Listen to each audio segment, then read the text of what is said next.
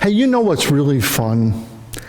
Asking rhetorical questions in the middle of a homily in an empty sanctuary. It's a riot because, of course, there's nobody here even to try to avoid my gaze when I ask the question. So it's completely fruitless, but I like doing it. And so I want to ask you one of those dumb rhetorical questions. Have you ever daydreamed in church? Now remember, I can't see you. You don't have to disguise the sense of shame and guilt that you feel at the moment, because of course you have daydreamed during church, and the best time to daydream in church is when? During the homily. You're welcome. As a kid, I was a notorious daydreamer in church because I really endured some very, very long homilies. And I was a kid, and so my mind wandered. Now I'm an adult, and even in a short homily, my mind can wander, because that's how we are. We're people.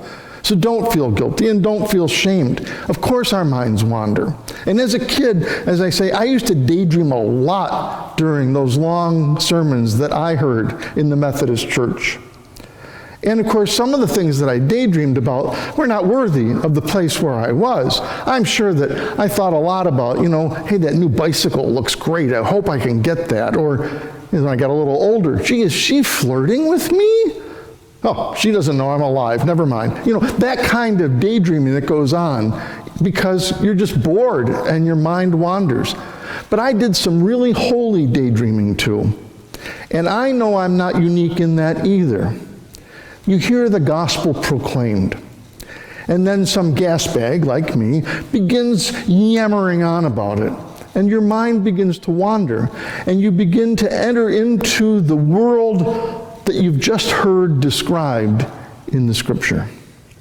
As a kid, I had a recurrent daydream about what it would be like if I could be a time traveler. If I could go back to the days of Palestine, 1st century, and find Jesus and accompany him with his disciples as they went from town to town in Palestine. I thought, what would that be like? What an experience that would be. That'd be the first thing that I'd do after I invented my time-traveling machine, would be to go back and to accompany Jesus in Palestine. And I still think, if I get a time-traveling machine, bam, that's the first thing I want to do. What would it be like to be with James and John and Mary and Joanna and all the many people who accompanied Jesus as he wandered from town to town? What would it be like to hear him preach? Not just these little snippets that we have in the Gospels, not just the red letter stuff, but to hear what he had to say. To hear how he talked about whether a meal was good, and if he looked at the clouds and he wondered at the birds coming and going, if he sang songs with the disciples as they walked along, if he told jokes, wouldn't it be neat to know that stuff? Wouldn't it just be awesome to be present to see Jesus touch those who were broken in body and spirit and make them whole? What would it be like to see him relieve the oppression of evil and set those who were bound to freedom?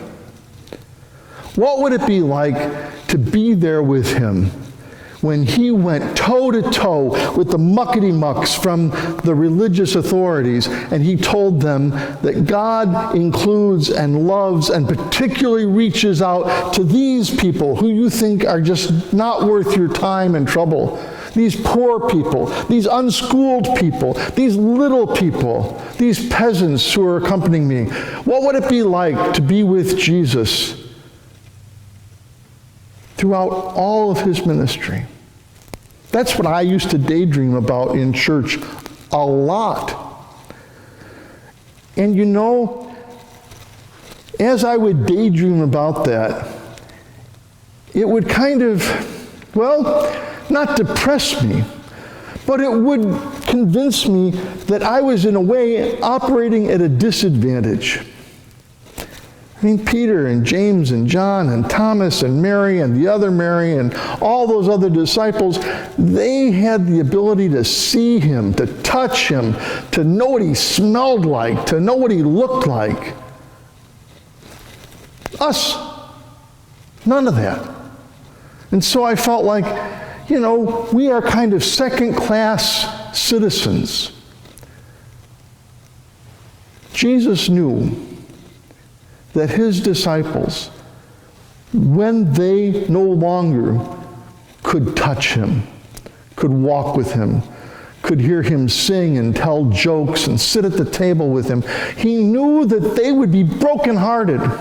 He knew that they would feel abandoned, that they'd feel depressed and angry and hurt and confused and all the things that we do when we're lost somebody we love.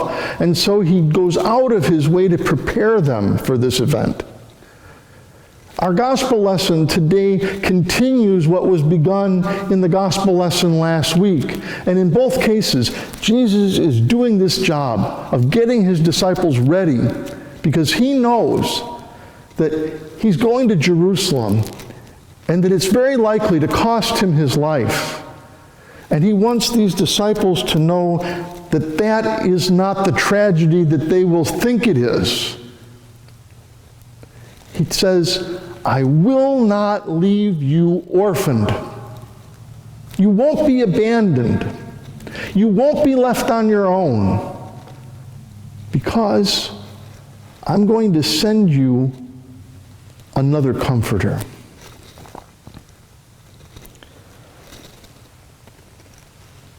God's purpose with the whole of creation has always been and always will be to dwell with us, to be present to us.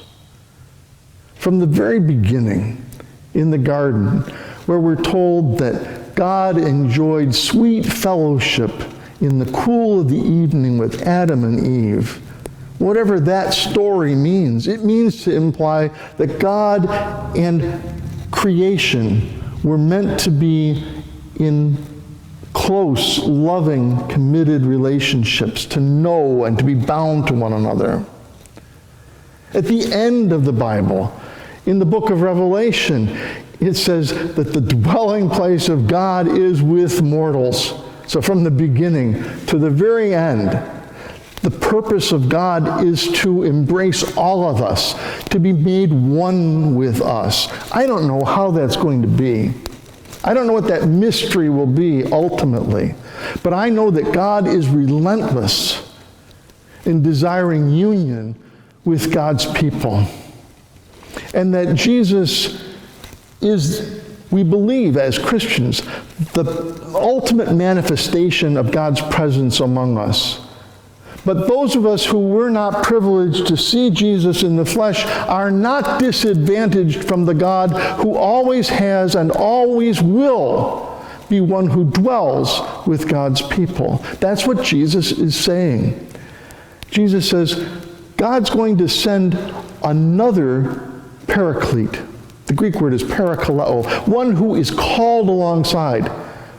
When Jesus says God's going to send another paraclete, he means to imply that Jesus himself has been the paraclete, the one called alongside. What is a paraclete? An advocate. One who's on your side.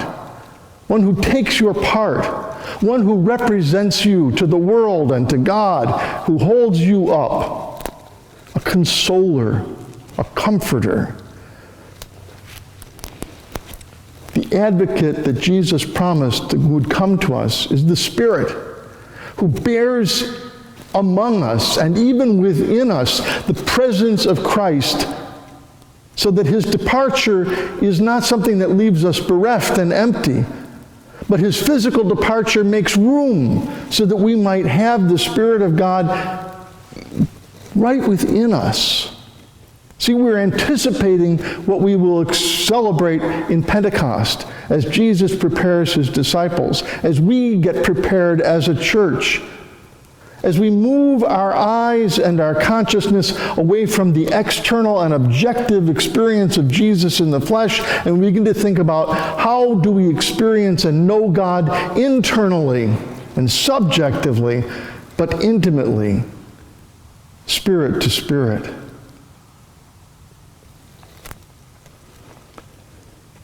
God is relentless in the desire to be with God's people. We see it in creation, and we see it certainly in Jesus' incarnation. We see it in the experience of the Spirit that dwells in us and with us. And we even hear of it in that epistle of Peter, in which it says that Jesus, after he had died in the flesh, in the Spirit, went to those souls that were in captivity and proclaimed liberty to them. That, my friends, is a declaration of the relentless love of God. That even the souls who were in the place of the dead receive the ministry of Christ. They have God's gracious invitation offered to them. I believe that God never stops inviting us, never stops pursuing us, never stops meeting us. In the flesh, in our spirits, in whatever awaits us after this earthly life is over, the God who loves us and who has made us will never be satisfied until we are in union with God. My brothers and sisters, that is the good news and the great blessed hope in which I stand.